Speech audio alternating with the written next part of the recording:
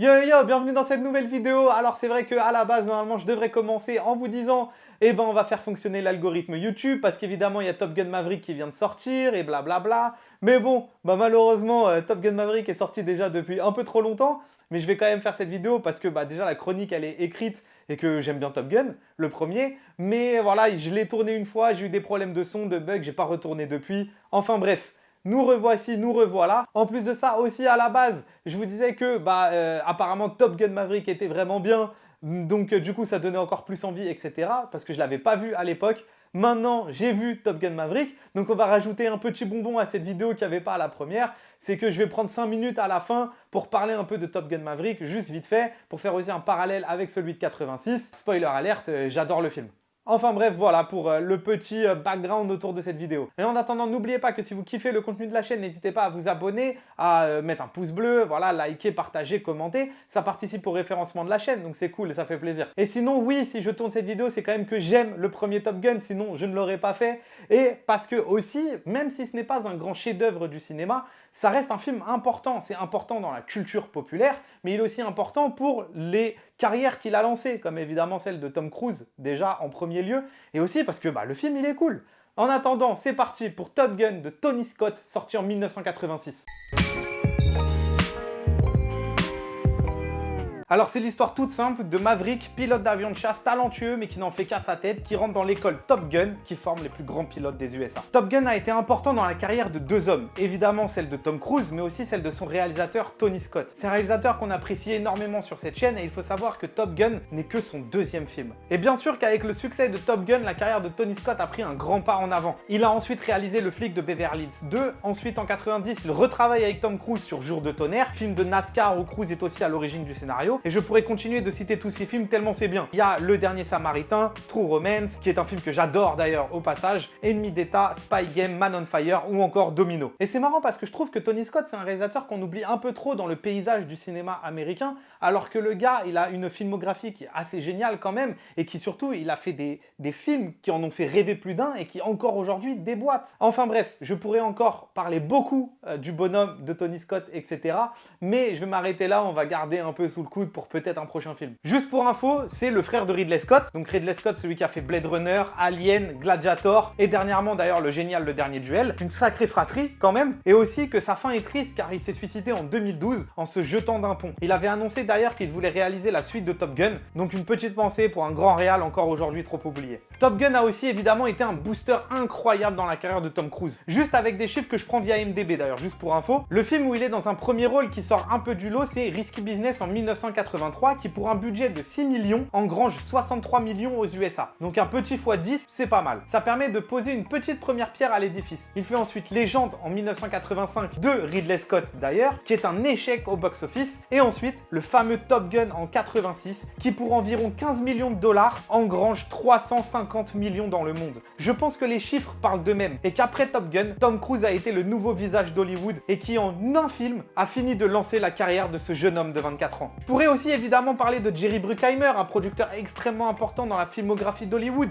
et notamment dans les blockbusters. Il n'a pas toujours été seul d'ailleurs dans la production des films, mais c'est souvent son nom à lui qui ressort. Et pour que vous voyez le pédigré du bonhomme, il a produit Flashdance, Le flic de Beverly Hills 1 et 2, où vous voyez d'ailleurs le lien avec Tony Scott parce que c'est Tony Scott qui réalise le 2, du coup juste après Top Gun, mais aussi la saga des Bad Boys, The Rock, la série Les Experts, Armageddon, la saga des Pirates des Caraïbes, enfin bref, un homme très important. Je suis resté un peu plus longtemps sur les à côté du film avant même de vous parler de Top Gun parce que en fait même les à côté sont importants pour comprendre aussi l'explosion de Tom Cruise, l'ascension de Tony Scott, comme la mainmise qu'un producteur peut avoir comme Bruckheimer et aussi les choix qu'il fait, comme mettre Tony Scott en tant que réal ou aussi mettre Tom Cruise en tant que personnage principal.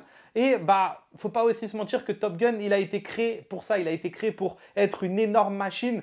On va espérer que ça va tout exploser sur son passage. Mais on va pouvoir un peu parler du film. Alors l'aspect qui m'a le plus marqué dans le film, c'est son image. Le film est vraiment beau. Déjà tous les plans là, que ce soit l'aube ou crépuscule, je sais jamais, j'avoue, j'arrive pas à faire la différence entre les deux, mais ils reviennent souvent. Et même le jeu avec les contrastes qui accentue l'aspect chaleur du film aussi. Et c'est intéressant parce que c'est une lumière que j'ai déjà vue dans les films de Tony Scott et c'est effectivement le même chef opérateur qui a ensuite travaillé avec lui sur plusieurs films, dont True Romance, qu'un jour on fera sur cette chaîne parce que c'est un putain de film. Et justement, l'ambiance du film est vraiment bien travaillée. Au-delà de la lumière, comme je l'ai déjà dit, mais même la sueur. Dès le début du film, les personnages, ils dégoulinent littéralement, quoi. Couplé au décor, le choix du beach volley, les maisons au bord de mer, le film, il a une super atmosphère, en fait, qui ressort. Je vais pas m'étaler sur le scénario, c'est pas un film qui a été fait, je pense, pour créer un chef-d'œuvre de cinéma, scénaristiquement parlant, en tout cas, ça c'est sûr. Mais par contre, dans ce qu'il propose, il le propose bien. En fait, en soi, il y a rien de mal à faire des films pour, entre guillemets, divertir seulement. Mais en fait, à quel niveau est-ce que tu respectes ton art en le faisant? Là, au-delà du fait de vouloir propulser Tom Cruise au rang de star, ou n'importe quel autre, parce que Tom Cruise n'était pas le premier choix, et de donner du spectacle aux gens avec des giga batailles d'avions de chasse, bah Tony Scott, sous la houlette de ses prods, donc Bruckheimer,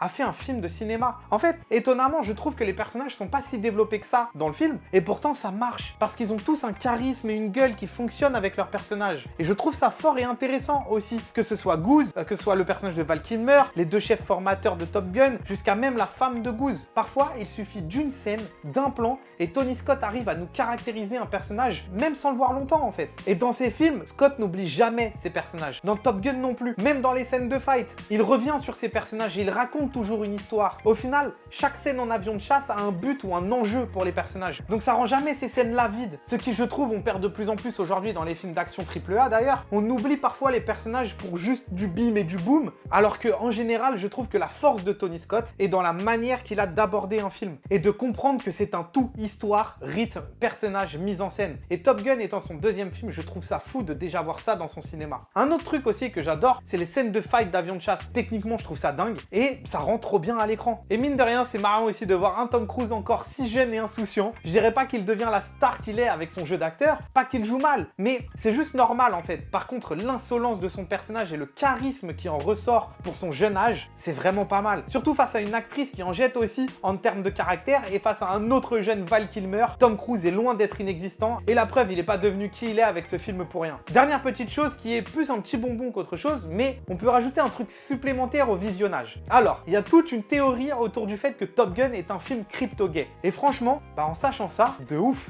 Alors, je dirais pas que le film se voulait être comme ça. Par contre, ce qui est sûr, c'est qu'on peut le lire de cette façon. J'en ai déjà parlé sur la chaîne, mais juste le fait de pouvoir voir le film sous cet angle, que ce soit cohérent, peu importe si le réal le voulait, je trouve ça génial. Parce qu'en fait, ça amène une profondeur au film qui était même peut-être pas voulu. Et il y a plein d'éléments d'ailleurs qui font ressortir ce côté crypto-gay au film, comme la manière dont Val Kilmer et Tom Cruise ont de se parler si près au tout début du film. Évidemment, la scène de beach volley où ils sont tous en sueur et torse nu, en se jetant dans le sable, etc. Après, si ça vous intéresse vraiment, je vous invite à check sur internet des articles qui expliquent un peu plus en détail le pourquoi ce film est un film crypto-gay, mais c'est aussi marrant de le voir sous ce prisme-là, parce que, en fait, mine de rien, il y avait un enjeu gigantesque. Il y avait de faire, en l'occurrence, Tom Cruise, la nouvelle star de Hollywood, surtout auprès des filles, mais peut-être aussi le nouveau beau gosse d'Hollywood pour les mecs, du coup, que Tom Cruise plaise littéralement à tout le monde. Enfin bref, en tout cas, ça marche bien comme idée, que ce soit vrai ou pas, ça enlève rien au film, à part justement lui ajouter un nouveau niveau de lecture pour ceux qui le veulent. Petit aparté, parce que je vais vous parler un peu de Top Gun Maverick, je vais partir en impro total parce que j'ai rien écrit. Ça va rappeler un peu les critiques que je faisais avant, parce que maintenant c'est vrai que je n'en fais plus. Mais comme je l'ai dit au tout début, j'ai adoré ce film, et ce pour plusieurs raisons. Déjà parce qu'il comprend le matériau original, il comprend le premier Top Gun, et en plus il arrive, je trouve, à prendre tout ce que Top Gun a fait de bien, ou même en termes d'esthétique, etc., et réussir à l'incorporer dans Top Gun Maverick en 2020. Parce que bon, le film, il a été tourné, je crois, en 2020, si je dis pas de bêtises, mais il a été retardé à cause du Covid, etc. Et en fait, je trouve ça génial, parce que pour un film qui a été fait 35 ans après l'original, de rester aussi proche de celui de 86, c'est quand même déjà un tour de force. Et en fait, sans le plagier ou sans le parodier, ni sans en faire trop, en fait, je trouve qu'il a juste réussi à capturer l'essence du premier Top Gun et à l'intégrer à une sauce de 2020. Et en plus de ça, même si on n'a pas besoin de voir le premier Top Gun pour voir Maverick, et ben en fait je trouve qu'on perd beaucoup de choses sans le voir. Maintenant, au-delà de ça, Tom Cruise est absolument incroyable. Alors oui, le scénario, il n'est pas à casser des briques, mais on s'en fout en fait. Encore une fois, il y a une différence entre simple et simpliste. Bon là, peut-être qu'il y a des facilités un peu par-ci par-là, mais on reste proche de nos personnages. Mais pourquoi aussi j'aime le film, c'est parce que c'est à un certain niveau, c'est un vrai film de cinéma. Et en fait, même pas à un certain niveau, ça reste un vrai film de cinéma. Et c'est ça qui est génial. Et d'ailleurs, j'adore Tom Cruise, rien que pour ça, parce que Tom Cruise, justement, il a dit que jamais de la vie, il aurait pu sortir Top Gun Maverick sur une plateforme de téléchargement. Il voulait absolument que ce soit au cinéma. Aussi, c'est vrai que je suis un peu touché par le fait que... Enfin, touché, je suis un peu pas du tout objectif sur le fait que j'adore Tom Cruise. En fait, dans son métier d'acteur, il se donne corps et âme pour son métier et pour l'art du cinéma et pour divertir les gens. Au final, ça revient à ce que faisait Jackie Chan, à ce que faisait Belmondo. C'est un mec qui vient, il fait ses cascades lui-même et c'est même lui qui propose des idées de fou. Quand il va sur le Burj Khalifa à Dubaï dans Mission Impossible, le gars, il avait cette idée en tête déjà depuis des années. Le mec est fou et j'adore ça. J'adore en fait que le gars, il se donne corps et âme. Et le fait qu'il ait la volonté en plus de absolument le mettre au cinéma, enfin moi je trouve qu'en tout cas c'est une volonté qu'on ne peut que respecter.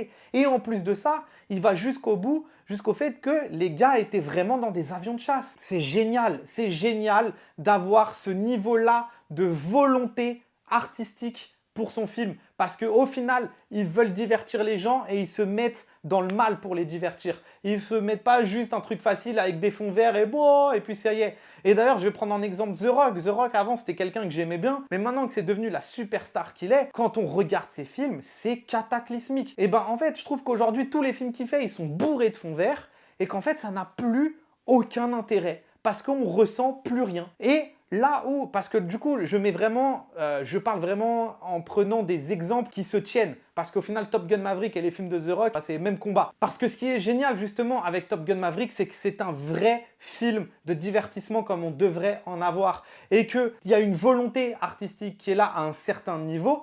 Et qu'en plus de ça, déjà la lumière est quand même assez jolie. Même si effectivement, en fait, il y a un truc, c'est que quand tu fais un film avec un tel niveau de budget, tu peux pas non plus tout faire artistiquement. Ce n'est pas possible. Et je pense qu'à un certain niveau, il faut l'accepter. Mais en tout cas, qui se donnent corps et âme de ce niveau-là et qui se mettent dans les avions. Et surtout, du coup, ce qui est intéressant, nous, en tant que spectateurs, c'est qu'on les ressent, tous ces moments-là. Tous les moments où ils sont dans l'avion, dans les avions où ils se pourchassent ou quand à la mission, quand ils ressentent les jets, on les ressent avec eux. Et pour moi, c'est ça le cinéma aussi. C'est ressentir des émotions. Ça passe par le prisme du fait que les acteurs et les réalisateurs se mettent dans ces conditions-là. Et pour ça, rien que pour ça, Top Gun est génial. Il nous livre, je trouve, le divertissement dont on a besoin. Parce qu'aujourd'hui, on n'en a plus. J'ai parlé de The Rock et malheureusement, aujourd'hui, il contrôle une partie du cinéma de divertissement. Mais voilà, le problème, c'est qu'on ne ressent plus rien, c'est fade, c'est vraiment mal écrit en termes de scénario. Là où justement Top Gun Maverick, même si ça casse pas trois pattes à un canard, le truc, il est juste simple, mais efficace. Et en plus de ça, il respecte son mythe. Et évidemment que la scène de Val Kilmer, elle est hyper touchante et qu'en plus de ça, elle n'est pas du tout, je trouve, niaise ou mal amené, même si on sent que voilà, ça vient pour être là, on sent tellement d'amour dans cette scène. Enfin bref, voilà, il y a plein de choses. Je trouve que Top Gun Maverick est un film génial. Je trouve que Tom Cruise, la volonté qu'il a eue, elle est géniale et que ça se respecte et que rien que pour ça, Top Gun est super. Enfin bref, voilà, vous l'avez compris, j'ai adoré Top Gun Maverick. Évidemment, le problème de ne pas avoir écrit, c'est que je pense qu'il y a plein de choses que j'ai envie de dire et que là, j'ai oublié. Mais vous avez compris, je trouve que c'est un film génial. Je trouve que c'est un film aussi qui fait du bien dans le paysage du blockbuster hollywoodien. D'avoir un gars comme Tom Cruise qui a cette volonté absolument infaillible de faire des films pour le cinéma et de se donner corps et âme pour son art, c'est quelque chose que je respecte énormément. Voilà pourquoi il faut regarder Top Gun. Parce que le plus important, c'est pas que vous ayez aimé le film, c'est surtout que vous l'ayez vu. Parce que certes, Top Gun n'est pas un immense chef-d'œuvre du cinéma américain, mais déjà il est important parce que par rapport à la génération précédente, c'est un film culte pour eux. Déjà mine de rien, je trouve ça intéressant de voir ce film-là pour ça, mais aussi parce que je trouve qu'il propose des choses que le cinéma américain dit de divertissement aujourd'hui ne propose même pas en fait. Nous on se retrouve une prochaine fois pour une nouvelle vidéo. Ce sera sur un film que je trouve génial mais probablement un peu trop oublié et délaissé. Ce sera Le Territoire des loups de Joe Carnahan sorti en 2012. Banks!